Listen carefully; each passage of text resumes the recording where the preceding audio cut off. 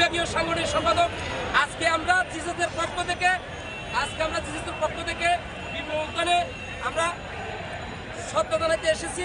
এই পাকে আমি যে কথাগুলো বলেছি অবশ্যই আপনারা প্রচার করতে প্রচার হলে কিন্তু সমস্যা আছে, এগুলো দরকার আছে, কেটে দিয়ে সমস্যা নেই। আমরা এসেছি এখানে সত্য জানানোর জন্য।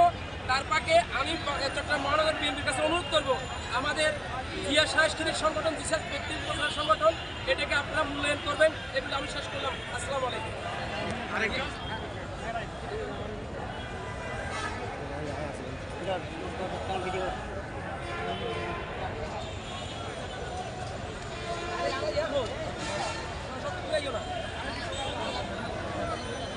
আদি কিল্লে চিন্তা সে দূর হবে না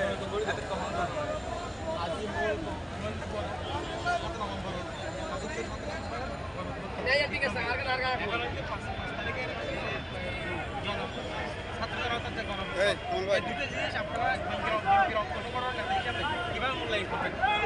আদির ঘটনা